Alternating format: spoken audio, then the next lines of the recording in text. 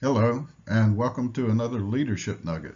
Today we're going to be talking about Southwest Airlines, one of my favorite leadership stories.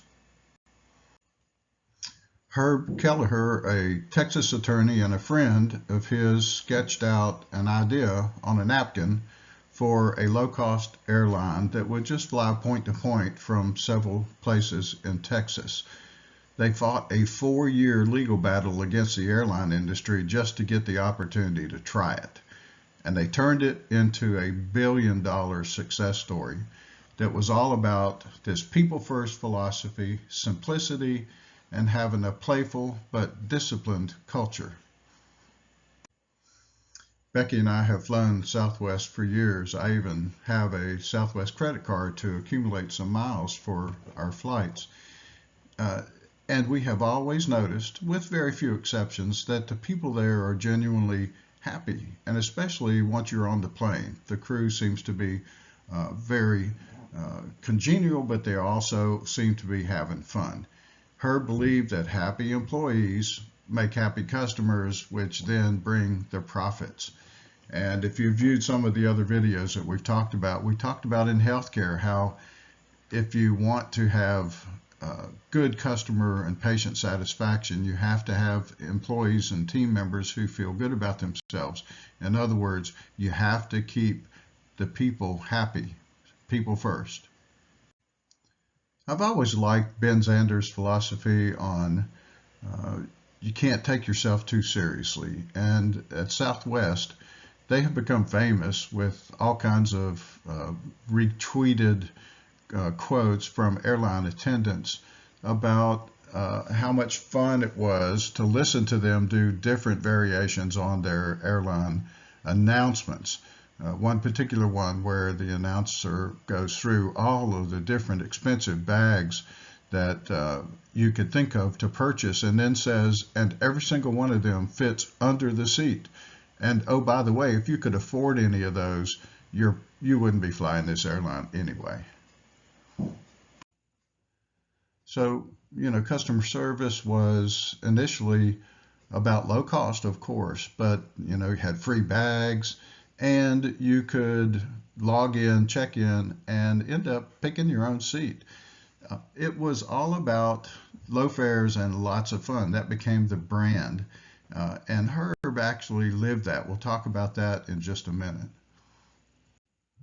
Of course, they also had an operational model which allowed for simplicity and to help them keep the cost low. For one thing, they only flew one type of aircraft so that the maintenance teams had all the parts they ever needed at any of the airports to be able to service those planes.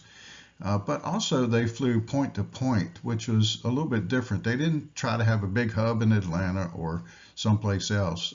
They were simply flying from point to point and they would establish those routes, and it kept the cost very low.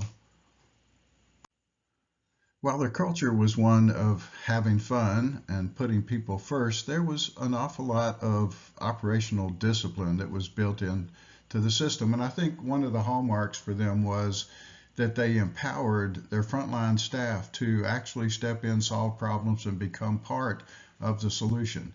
That's a model that works extremely well in healthcare as well. And perhaps the reason I admire Herb so much is for his servant leadership, his warrior spirit. He really promoted grit and perseverance and wanted people to have a can do, to do, get the job done type of attitude. But he also was a model of humility. As we learned from Jim Collins' book, Good to Great, humility is a key element in level 5 leadership.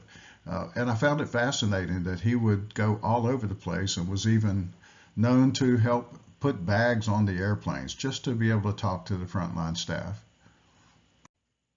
In previous leadership lessons, we talked about the importance of being out from behind the desk, to be out and visible for rounding, and not just on days, but nights and weekends.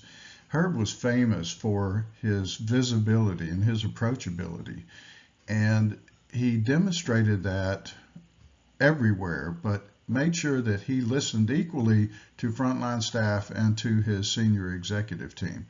the mark of a true leader in my book.